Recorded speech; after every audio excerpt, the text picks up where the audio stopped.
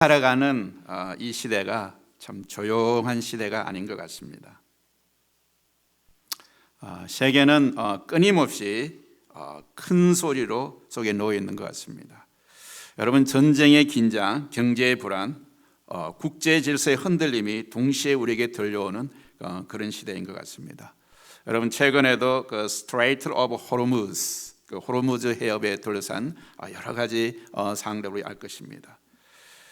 이 세계가 얼마나 쉽게 흔들 수 있는 그런 구조 속에 있는지 우리에게 보여주는 하나의 사건입니다. 여러분, 혹시 이런 경험이 있으십니까? 어느 날 여러분들이 운전하다가 아니면 설거지하다가 혹은 잠깐 멈춰 섰을 때에 갑자기 과거의 어떤 한 장면이 떠오르고, 그리고 그때 들었던 아픈 한마디가 스쳐 지나가면서 문득 깊은 한숨이 나오는 그런 순간들, 여러분 그런 거 경험해 보셨습니까? 그리고 그 한숨 속에는 말로 다 설명할 수 없는 지침이 있고 외로움이 있고, 그리고 억울함이, 그리고 조용히 무너지는 그런 감정 속에서 스스로 한숨을 내쉬었던 그런 경험이 없으십니까, 여러분? 저는 가끔 있는 것 같아요. 제 인생 가운데서도 우리가 바쁘게 살아가다가도 갑자기 어떤 그런 것이 운전할 때는 갑자기 탁 스칠 때가 있는 것 같아요. 여러분, 그러나 더 중요한 것은 이 소음이, 이 시끄러움이 단지 세계 뉴스에 머물지 않는다는 사실입니다. 여러분, 이 큰 소리는 어느 순간 우리의 마음에 들어와서 우리의 생각과 감정까지 흔들어 놓습니다. 어쩌면 그러한 마음으로 이 자리에 오신 여러분들도 계실 것입니다. 여러분, 일주일날 살아가면서 때로는 사람들에 의해서, 때로는 여러 가지 어떤 상황에 의해서 마음이 쭉 흔들리고 늘어졌던 그런 순간들, 낙심했던 그런 순간들, 그런 어떤 많은 그런 아픔과 어떤 실망 가운데서 오늘도 여러분 이 자리에 와 있는 여러분들이 있을 줄도 모르겠습니다. 우리 그런 사람들을 위해서 우리 한번 격려하면서 오늘 이 시간 좌우에 있는 옆 사람에게 이렇게 한번 인사를 했으면 좋겠습니다. 하나님의 세미한 음성 우리가 함께 듣겠습니다. 네, 한번 인사하세요. 하나님의 세미한 음성 우리가 항상 듣겠습니다. 그렇지 않습니까, 여러분? 우리의 감정이 흔들리고 마음이 조용히 무너져 내릴 때에 하나님은 큰 소리보다 더 깊이 스며드는 세미한 음성으로 우리를 찾아오신다는 것입니다. 오늘 본문은 바로 그 자리입니다. 오늘 본문이 여러분, 감정이 흔들리고 신앙이 흔들리는 그 자리에서 들려오는 하나님의 음성을 보여주는 것이 오늘 본문의 말씀이에요. 사랑하는 성도 여러분, 우리는 종종 이렇게 생각합니다. 내 감정이 이렇게 바닥을 치고 무너져 내렸기 때문에 이제 내 신앙도 끝난 것이 아닐까? 이렇게 불안하고 두렵고 우울한데 내가 정말 믿음의 사람이라고 할 수 있을까? 감정이 무너지는 순간 우리는 자신의 신앙마저 실패했다고 우리가 자책하곤 합니다. 오늘 본문에 보니까 그러나 오늘 우리의 성경은 우리에게 전혀 다른 장면을 우리에게 보여줍니다. 바로 위대한 선지자 엘리야의 그런 이야기입니다. 여러분, 이 엘리야는 어떤 그런 상태에 있습니까? 불과 얼마 전에 엘리야 성경에 보면 불과 얼마 전에 그는 갈멜산 위에서 850명의 바알과 아세라 선지자들과 맞대결을 했습니다. 1대 850대예요, 여러분. 거기에서 정말 위대한 승리를 했어요, 여러분. 세상 보면 엄청난 그런 승리를 했습니다. 하늘에서 불을 내리는, 인간으로서 하늘에서 불을 내리는 엄청난 영적 승리를 경험했습니다. 이스라엘 백성들은 그 앞에서 여호와는 그는 하나님시로다. 엘리야 선지자 때문에 하나님을 등지고 있었던 사람들이 그 영적인 그런 전쟁에서 여호와는 하나님이시다, 그는 하나님이시라고 고백하게 만들고, 그리고 그곳에 거짓 선지자들은 모두 심판을 받게 했습니다. 그야말로 그의 사이의 최고의 절정이었습니다. 정점이었습니다. 그러나 그 찬란한 승리의 순간은 단 하루 만에 멀리 가지 않았습니다. 단 하루 만에 잿더미처럼 무너져 내렸습니다. 잿더미처럼 무너져 내렸습니다. 왜 그렇습니까? 아합의 아내 이세벨이 내일 이맘때에는 내가 반드시 내 생명을 저 사람들 한 사람처럼 생명을 갖게 하리라, 죽이겠다는 거예요. 그 당시 왕의 아내, 왕비죠. 서슬퍼렇게 엘리야신을 죽이겠다고 선포를 한 거예요. 그런 살해 협박을 받자 어떻습니까? 하늘에 불을 내리던 선지자, 하늘에 불을 내리는 그 용맹한 선지자는 어떻게 해야 순식간에 두려움에 사로잡히게 되는 겁니다. 두려움에 사로잡히니까 광야로 도망을 치게 돼요. 여러분 너무나 이게 이상한 거 아니겠어요? 갑자기 막 850명하고 막 싸우고 영명 이기던 사람이 어떻게 하루도 안 지나서 갑자기 두려움에 사로잡혀서 광야로 도망을 칩니까? 여러분? 그리고 그는 로뎀나무 아래에서 쓰러져 이렇게 기도합니다. 쓰러져 기도하는 거, 쓰러져 있는 거예요. 여호와여, 여호와여, 넉넉하오니 지금 내 생명을 거두시옵소서. 여러분 두려움, 깊은 고립감, 모든 에너지가 소진된 번아웃된 상태, 그리고 마침내 생을 포기하고 싶은 절망감, 이것이 지금 바로 엘리야의 모습입니다. 여러분 850명과 싸웠을 때 얼마나 에너지를 소진했으면 완전히 번아웃 됐을까요? 여러분? 그래서 그는 호렙산의 한 굴에 숨어서 하나님께 말합니다. 나만 남았습니다. 나만 남았습니다. 여러분 이 말은 사실이 아닙니다. 여러분 상황이 그를 그렇게 몰아가는 거예요. 모든 것이 절망성이 되는 그냥 나 혼자만 남은 것 같아요. 여러분 아무도 나를 도와주지 않는 것 같아요. 여러분 그래서 스스로 그가 자기 자신의 동굴로 들어갑니다. 나만 남은 것 같아요. 사실이 아니에요. 여러분 그런데 스스로 그렇게 자기 자신을 만들어버립니다. 왜 그렇습니까? 그 말은 사실이 아니지만 그러나 그의 감정이 무너질 때에, 사람의 인간의 감정이 무너지고 두려움에 휩싸이게 되면 아무것도 할 수 없는 그 두려움 속에서 그냥 홀로 앉은 것 같아요. 홀로 남은 것 같아요. 우리의 현실, 해석, 능력도 함께 무너집니다. 상황을 보는 그런 시각이 없어져 버리는 거예요.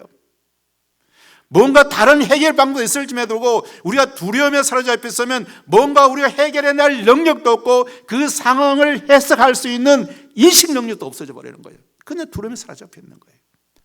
여러분 그래서 두려움에 빠지면 아무것도 못해요. 여러분 동물 중에 이런 동물 있다고 그래요.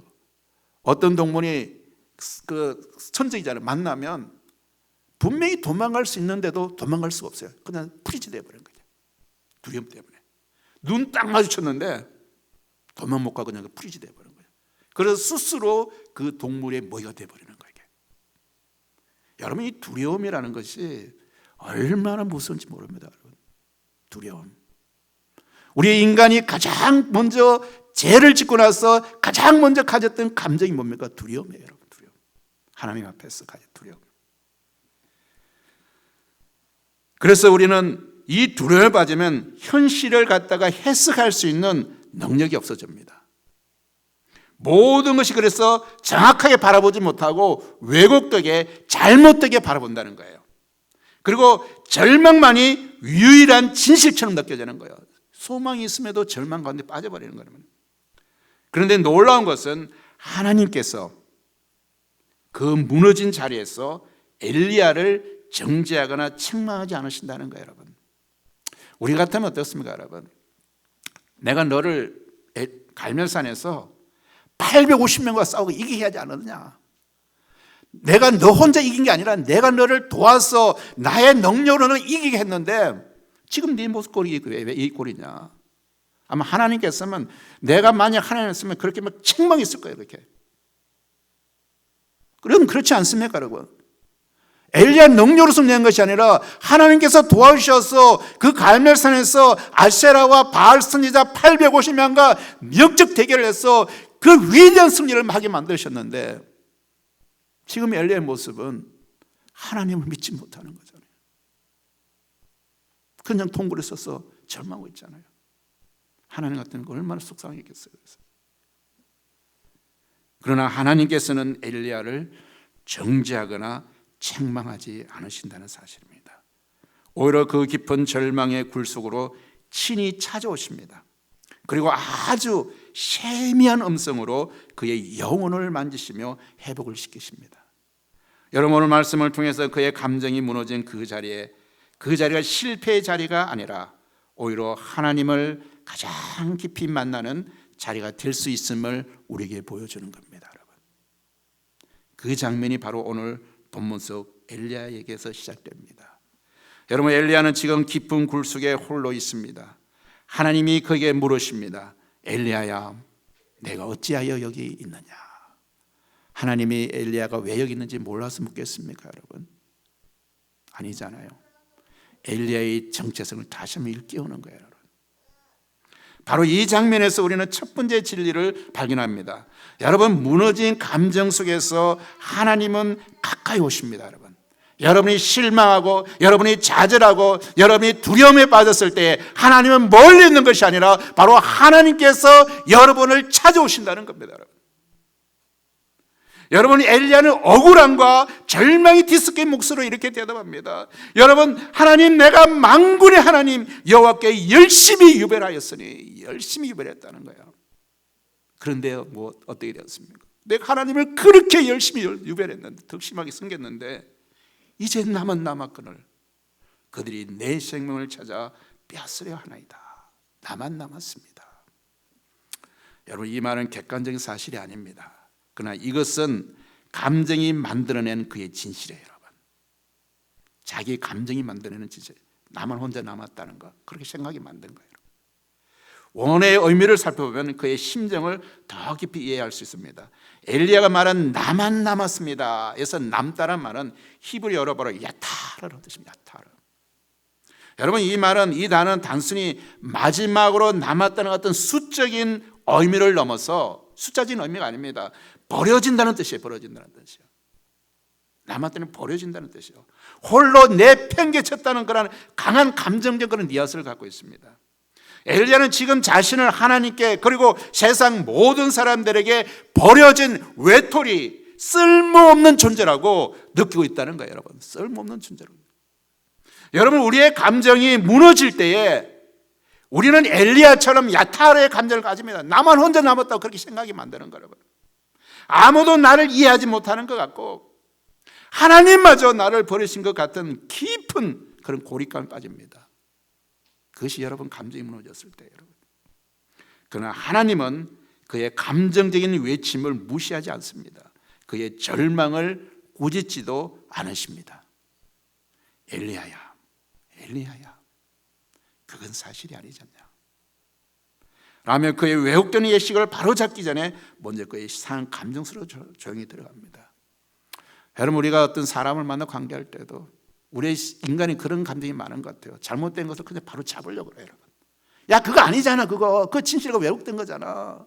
진실은 바로 이거야. 근데 하나님은요, 잘못된 거 알면서도 바로 그의 감정적에서 바로 잡으려고 하지 않으세요. 여러분, 그럼 어떻습니까? 여러분, 어떤 사람이 나와서 잘못된 거, 나도 잘못된 거 알고 있어. 그런데 그 다른 사람이 나의 잘못된 걸 꼬집고 바로잡으려 그러면 내가 덜킨 것 같아요. 그래서 그걸 갖다가 남이 지적하는 대로 내가 바로잡으려고 하기보다도 뛰치는 거예요. 부딪히는 거예요. 덜킨 것 같아가지고. 그래서 바로잡히지가 않아요, 여러분. 오히려 반발심이 생기지. 우리가 심한 좌절과 감정 가운데 있을 때는 바로 그렇습니다, 여러분. 여러분, 성경에 욥의 친구들 있잖아요, 친구들. 욥이 정말 힘들잖아요. 그런데 욥의 친구들이 와서 뭐 했습니까? 바로 잡으려고 해서 바로 잡았어요. 바로 잡힙니까, 여러분? 그에게는 하나님은 그때 어떻게 하시면 바로 잡히면 공감해 주시는 공감이에요. 그의 상황 속에 들어오시는 거예요. 그래, 내가 너를 이해한다. 내가 너를 이해할게. 내 상황을 충분히 이해해. 이것이 되어질 때 서로 사람이 공감이 되면 그것이 마음이 변하는 거예요. 그런데 우리 사람은 뭐냐, 무조건 바로 잡아거든요. 잘못된 거야 그거. 그러면 관계가 깨어집니다. 여러분. 그때 하나님께서 말씀하십니다. 조용히 들어와서 내가 여기서 무엇을 하냐고 물으신 것은 그의 행위를 정죄하기 위한 신문이 아니었습니다. 그것은 그의 마음을 열기 위한 초대였고 꾸짖음이 아니라 대화의 시작이었습니다. 내 마음속에 있는 모든 것을 정직하게 쏟아내도 괜찮다. 허락하시는 자비로운 질문이었어요.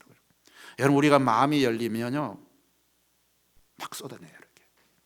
그럼 우리가 하나 마음이 공감돼서 해결돼요. 그런데 지적하면요, 바로 잡으려고 그러면요 마음이 하나 안 돼요. 여러분. 그냥 적대 관계 돼버리는 거예요. 그럼 공감이 안 됩니다.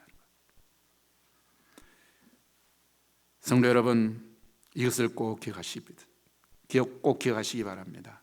하나님은 우리의 감정이 무너진 순간을 신앙의 실패로 보지 않습니다. 오히려 그 자리가 하나님이 우리에게 가장 가까이 오시는 자리가 될 수 있습니다. 여러분이 신앙적으로 낙심하고 감정 힘들어할 때에 하나님께서 여러분 가운데 가장 가까이 오시는 순간이에요. 그러므로 감정이 무너졌다고 해서 예배를 멈추지 마십시오. 어떤 사람들은 참 실망하고 좌절하면 예배도 드리지 않으려고 그러고 하나님과 멀어지려고 해요. 포기하지 마십시오. 기도를 포기하지 마십시오. 바로 그 자리가 주님이 찾아오시는 약속의 자리이기 때문입니다. 여러분이 절망 가운데 있을 때 여러분 기도는 더 뜨거워질 거예요. 여러분. 더 간절해질 거예요. 여러분. 그때 하나님이 그곳에 계시기 때문입니다. 그런데 하나님은 엘리야에게 그 은혜를 아주 구체적인 방식으로 우리에게 보여주십니다. 하나님은 엘리야에게 굴에서 나와 산에서 여호와 앞에 서라고 말씀하십니다. 엘리야가 굴 밖에 서자 엄청난 현상들이 그의 앞을 지나갑니다. 바로 이 장면에서 우리는 두 번째 진리를 보게 됩니다. 하나님은 우리의 감정에 맞춘 세미한 음성으로 우리에게 말씀하신다는 걸 보여주는 겁니다. 산을 가르고 바위를 부수는 강한 바람이 불었습니다. 그러나 성경은 말합니다. 여호와께서 바람 가운데에도 계시지 아니하며, 바람 후에 지진이 일어났지만 지진 가운데서도 계시지 아니하며, 지진 후에 불이 일어났지만 불 가운데서도 하나님은 계시지 아니하셨습니다. 바람과 지진과 불, 이것들은 모두 구약 성경에서 하나님의 강력한 임재를 상징하는 그런 현상들입니다. 하나님은 구약의 여러 군데서 보면 불 가운데 임하셨어요. 여러분, 하나님이 임할 때는 바람이 불었어요. 하나님이 일어날 때는 이 세상에 지진이 나는 그런 강한 가운데 하나님이 임재하셨어요. 그것이 바로 하나님의 임재하는 상징이었습니다. 구약에서. 그런데 갈멜산에서도 바로 하나님께서 불로 응답하셨잖아요. 이렇게 그 불 가운데 하나님 임재하셨던 거예요. 그러나 지금 영적으로, 감정적으로 완전히 소진된 엘리야에게는 더 이상 그런 강렬한 현상이 필요하지 않았습니다. 오히려 그것은 그를 더 두렵게 하고 압도했을 거예요. 여러분. 그리고 마침내 불이 지나간 후에 이제 모든 것이 끝났다고 생각할 때 아마 어쩌면 엘리야는 다 끝났다고 생각했을 거예요. 여러분. 왜 엘리야의 그런 인식 가운데는 하나님이 불 가운데 임재하시고 바람 가운데 임재하시고 지진 가운데 임재하신다고 그랬는데 그것이 모든 현상이 끝났잖아요. 그래서 하나님은 이제 다 끝났다고 생각했을 거예요. 이제는 모든 게 끝났다고 하는 그 순간에 하나님께서 잔잔하게 다가오시는 거예요. 세미한 음성으로 하나님께서 말씀하십니다. 여러분, 이 세미한 소리를 히브리어는 콜 데마마 타카라고 이야기합니다. 여러분, 이 표현은 정말 구약 성경에서도 아름다운 그런 표현을 해요. 콜은 바로 소리라는 뜻이죠. 그리고 음성이라는 뜻입니다. 데마마는 바로 고요한 침묵을 의미합니다. 그리고 다카는 바로 아주 미시한, 섬세한, 가느다는 그 뜻입니다. 여러분, 아주 이 말을 직역하면 아주 미시하고 고요한 소리, 즉 침묵과도 같은 음성, 쏙삭임과 같은 음성이라는 거예요. 어쩌면 들릴 듯 말 듯한 음성. 여러분 이런 음성 여러분 혹시 감동받지 않습니까? 여러분 사랑하는 사람이 옆에 귀에서 속삭이는 그 말씀 거기에 감동받지 않습니까? 여러분 큰 소리를 하는 것보다도 때로는 우리가 내가 할 때 정말 사랑하는 사람이 와서 진지한 목소리로 귀에 속삭여주는 그 말씀 그 말이 여러분 감동시키지 않습니까? 하나님도 마찬가지 여러분 감정적으로 실패했고 내가 이제 모든 걸 절망을 하는 그 순간 속에서 하나님은 엘리야에게 나와서 그 귀 속에 그냥 휘파람을 부는 거예요. 위시퍼 속삭여 주십니다. 이것은 하나님의 능력이 약했다는 의미가 아닙니다. 이것은 탈진한 엘리야를 향한 하나님의 지극한 배려입니다. 여러분. 굉장히 하나님께서 사람을 찾을 때 맞춤형으로 찾아와요. 여러분. 그 사람의 상황과 그 사람의 상황에 맞게끔 하나님 찾아오신다는 거예요. 여러분. 때로는 어떤 사람들에게는 강한 불처럼 찾아오기도 하세요. 여러분. 어떤 사람들은 바람처럼 그래 성령이 임할 때 찾아올 사람이 있어요. 그러나 그 사람의 상황에 맞춰서 만약 그러한 상황들이 그에게 정말 두려움을 느끼게 만든다면 하나님이 이렇게 속삭이는 음성으로 찾아오신다는 거예요. 여러분 우리 하나님 얼마나 정말 좋으신 하나님이십니까? 나의 상황에 맞게끔 나의 정말 이런 어떤 기질에 맞게끔 우리를 찾아오시는 그 하나님 우리 얼마나 좋으신 하나님이십니까? 여러분 지금 엘리야는 천둥 같은 음성을 견딜 수 있는 상태가 아닙니다. 그래서 하나님은 그의 영혼이 감당할 수 있는 가장 부드럽고 섬세한 방식으로 그에게 다가오신 것입니다. 이것이 바로 우리 하나님의 사랑입니다. 하나님은 우리의 감정 상태에 맞춰 말씀하시는 그러한 분이십니다. 어떤 때는 거대한 기적이나 사건이 아니라 책을 읽다가 마음에 와닿는 조용한 깨달음 하나로 우리 인생이 변화됩니다. 어떤 애는 웅장한 설교가 아니라 묵상하는 중에 떠오르는 말씀 한 구절로 우리에게 회복의 힘을 주시기도 합니다. 또 어떤 데는 우리가 그토록 바라던 큰 응답이 아니라 그저 마음속에 찾아오는 작은 평안함으로 우리 앞에 새로운 길을 열어주시기도 합니다. 혹시 지금 여러분은 하나님의 음성이 들리지 않는다고 느끼십니까? 어쩌면 우리는 너무 크고 강렬한 응답만을 기다리는지도 모릅니다. 혹시 여러분 이 지구가 돌아가는 소리를 듣고 있습니까? 여러분 지구가 돌아가는 소리를 듣고 있어요? 여러분 지구가 돌아가는 엄청난 거대한 소리를 내고 있어요. 근데 왜 못 듣습니까? 우리에게 사이클이 맞춰지지 않기 때문이에요. 저 옆에 때로는 개미가 나무에서 떨어지는 소리는 듣고 있습니까? 우리가 듣지는 못하고 개미가 나무에 떨어지고 있을 거예요, 여러분. 그런데 그 소리를 못 듣잖아요. 우리의 귀에 맞춰지지 않기 때문에. 하나님의 음성이 들리지 않는 것은 어쩌면 여러분에게 하나님께 사이클이 맞춰지지 않았던 거예요. 그러나 하나님께서 우리에게 조언하자면 여러분의 상태에 맞게끔 그 사이클을 맞추어서 여러분의 상황에 맞게끔 말씀하신다는 거예요. 그래서 때로는 우리가 말씀을 듣는 중에 때로는 운전을 하다가도 하나님의 음성이 들려지는 거예요. 그러므로 귀를 기울여 보십시오. 하나님께서 바로 지금 우리의 연약한 마음에 맞추어서 세미한 음성으로 속삭여 계신다는 것을 아실 겁니다. 그리고 하나님은 그 세미한 음성을 통해서 엘리야에게 더 깊은 은혜를 우리에게 보여주십니다. 하나님의 세미한 음성은 단순히 엘리야를 위로하는 데서 그치지 않습니다. 그 음성은 그의 왜곡된 해석을 바로잡고 새로운 사명으로 그를 이끄는 그런 능력이었습니다. 바로 이 장면에서 우리는 세 번째 진리를 보게 됩니다. 세미한 음성은 회복을 넘어서 새로운 길을 여십니다. 그 새로운 길은 이렇게 시작합니다. 하나님께서 여러분에게 오셔서 세미한 음성을 들려주는 것은 여러분의 상황 가운데 있을 때 어려운 상황과 힘든 상황을 단순히 위로하기 위해서 들려주시는 게 아니에요. 여러분이 고통을 겪었고 힘듦을 겪었다면 그 힘듦과 고통을 통해서 여러분은 새로운 능력자가 되는 겁니다. 인내를 거쳐하고 광야의 그런 힘듦과 그런 거침을 거쳐왔기 때문에 여러분들은 또 능력자가 되어 있는 거예요. 그러한 능력자에게 하나님은 사명을 맡기는 거예요. 여러분이 고민과 절망 가운데 있을 때 남이 겪지 못하던 그 순간을 거쳐왔다는 것은, 그 과정을 거쳐왔다는 것은 한 단계 여러분 삶의 신앙이 업그레이드 된 거예요. 여러분.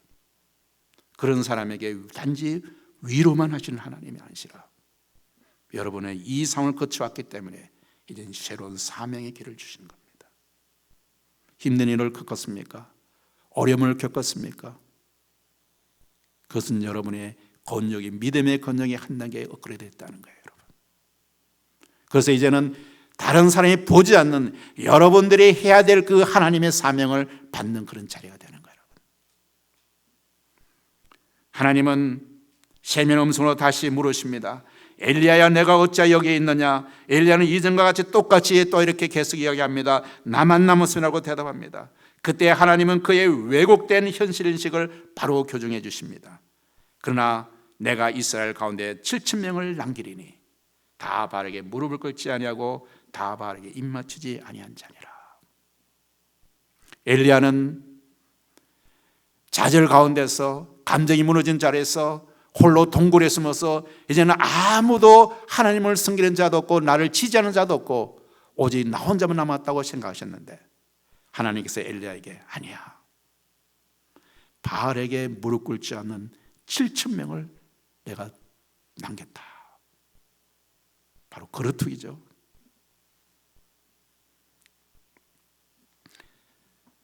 여기서 남겨두었다는 말은 히브리어로 샤라는 뜻입니다. 이 단어는 아까처럼 남기다는 뜻이 완전 정반대입니다. 보존하다는 뜻이에요. 보존하다, 지키다는 뜻입니다. 의도적으로 남겨두다는 그런 뜻이에요, 여러분. 엘리야는 자신이 버려졌다라고, 야타라라고 느꼈지만 하나님은 당신의 주권적인 계획 아래에서 진실한 사람들 어디든 남겨뒀다는 샤라고 이야기하는 거예요. 샤라. 이 단어가 바로 이렇게 달라지는 거예요. 우리의 감정적 해석과 하나님의 주권적 해석은 이렇게 다른 겁니다, 여러분. 우리는 버려졌다고 느꼈지만 하나님은 내가 너를, 그리고 너와 함께하는 이들을 보존하고 있다, 지키고 있다. 그리고 하나님은 여기서 멈추지 않고 엘리야에게 완전히 새로운 그런 사명을 주십니다. 이제 다메섹으로 가서 하살에게 기름을 부어서 아람의 왕이 되게 하고, 예후에게 기름을 부어서 이스라엘의 왕이 되게 하고, 그리고 너를 대신할 선지자로 엘리사에게 기름을 부으라고 명령하십니다.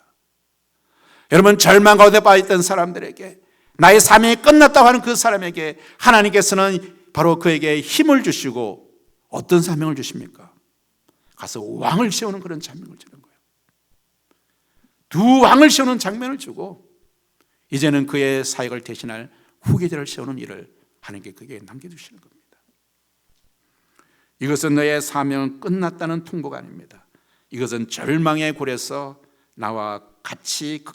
나와서 걸어가야 할 새로운 길을 보여주시는 겁니다. 하나님은 그의 역사를 이어갈 다음 세대의 지도자들을 세우는 거룩한 임무를 바로 이 무너진 선지자에게 다시 맡기고 계신 겁니다. 여러분, 하나님의 사역은 한 사람에게 집중되어 있지 않습니다.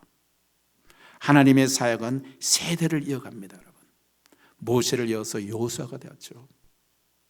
모세가 해야 될 시대는 모세가 세우시고, 모세 이후의 세대는 모세가 때 살 때는 또 다른 사람을 세워가는 거예요. 여러분, 엘리야가 그 시대를 세웠다면 이제는 엘리야 시대가 끝나고 또 하나님의 시대는 엘리야가 끝나서 하나님 시대가 끝나는 게 아니라 또 다른 사람을 세워서 또 세대를 이어가는 겁니다. 여러분, 우리 교회도 마찬가지입니다.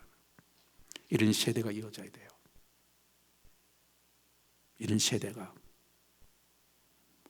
1세, 2세, 3세가 함께 공존하며 예배드리며 주의 나라를 이루어가는 그런 교회, 그런 교회가 있어야 돼요.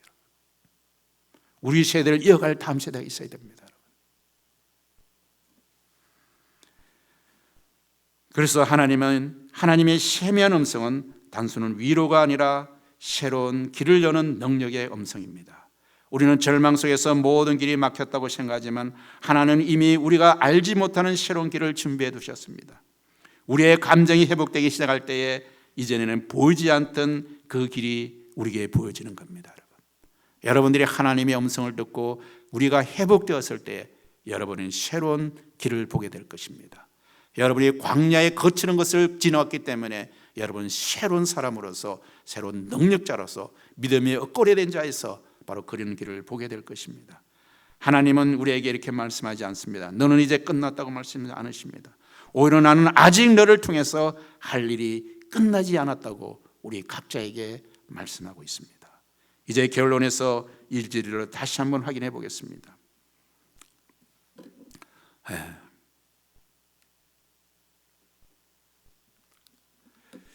어떤 심리학자가 강의 중에 유리컵 하나를 들고 있다가 의도적으로 바로 바닥에 떨어뜨렸습니다. 어떻게 됐습니까, 여러분? 유리 조각이 그냥 바닥에 떨어졌어요. 어떤 상상이 되십니까, 여러분? 산산이 부서졌겠죠, 그죠? 아주 쉬운 건데 산산이 부서졌습니다. 그리고 그는 학생들에게 말했습니다. 이 컵은 다 깨졌습니다. 다시는 원래대로 붙일 수 없습니다. 그리고는 깨진 컵 조각들을 주워서 쓰레기통에 버렸습니다. 그런데 잠시 후에 그는 다시 쓰레기통에서 그 깨진 컵 조각들을 꺼내들었습니다. 그리고 이렇게 말했습니다. 하지만 여러분, 이 깨어진 컵은, 이 컵은 여전히 컵입니다. 여전히 컵이에요.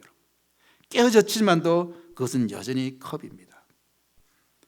물론 물은 담지 못하게 되었을지라도 작은 들꽃 한 송이를 담을 수는 있을 것입니다. 물론 꽃을 담지 못한다 해도 창가에 두면 햇살을 담아서 반짝일 수도 있을 것입니다. 여러분, 어쩌면 빛을 담지 못한다 해도 이 깨진 컵에 얽힌 이야기는, 스토리는 담을 수 있을 것입니다.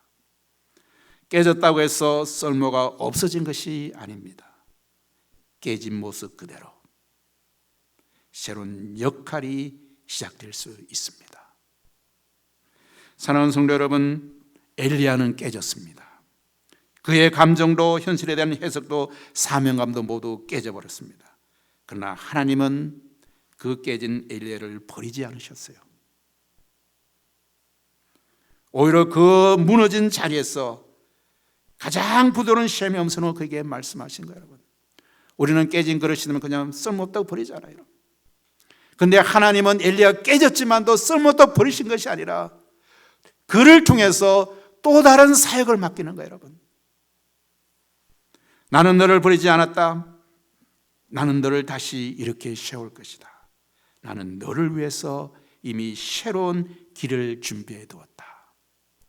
여러분, 절망 가운데 있고 어려움을 겪고 있는 사람이 있다면 이 하나님의 음성을 듣기 바랍니다. 나는 너를 버리지 않았다. 나는 너를 다시 일으켜 세울 것이다. 나는 너를 위해 이미 지금이 아닌 또 다른 새로운 길을 위해 준비하고 있는 거야. 이제 이 진리를 우리의 삶에 비춰보겠습니다. 혹시 지금 감정이 무너져 있습니까? 기억하십시오. 하나님은 바로 그 자리에서 당신에게 가장 가까이 다가오고 계십니다. 혹시 하나님의 큰 응답이 들리지 않아서 낙심하고 있습니까? 귀를 기울이십시오. 하나님은 당신의 연약한 마음에 맞추어서 세미한 음성으로 속삭이고 계십니다. 혹시 모든 것이 막힌 것 같이 절망하고 있습니까? 믿음의 눈을 드십시오. 하나님은 당신을 위해 새로운 길을 위해 준비해 두셨습니다. 하나님의 세미한 음성은 정말 절망으로 끝나는 음성이 아니라 바로 새로운 시작을 여는 그런 음성입니다. 이 세미한 음성을 통해서 여러분의 새로운 길이 열리기를 바랍니다. 그 음성을 듣고 다시 일어나서 주님이 예비하신 새로운 길을 걸어가는 우리 모두가 되기를 주님의 이름으로 축원합니다. 기도하겠습니다. 사랑의 아버지 하나님, 오늘 말씀을 통해 저희들이 깨닫습니다. 우리의 감정이 무너진 그 자리가 실패가 아니라 주님이 가장 가까이 오시는 자리임을 저희들이 믿습니다. 세미한 음성으로 우리의 마음을 만져주시고 왜곡된 해석을 바로잡아 주시며 우리를 위해 준비하신 새로운 길을 이끌어 주옵소서. 지금 흔들리고 지친 마음이라도 주님은 우리를 버리지 않으시고 다시 일으켜 세우시는 분이심을 믿습니다. Loving Father, through today's message we remember that the place where our emotion collapse is not failure, but the place where you draw near. Speak to our heart with your gentle whisper. correct what is distorted within us, and lead us into the new path you have prepared. Even when we feel shaken or weary, we trust that you never abandon us, and then you are the one who lifts us up again. In Jesus' name we pray. Amen. 이 시간에 모두 자리에서 일어나셔서 성령 찬양 같이 하시겠습니다.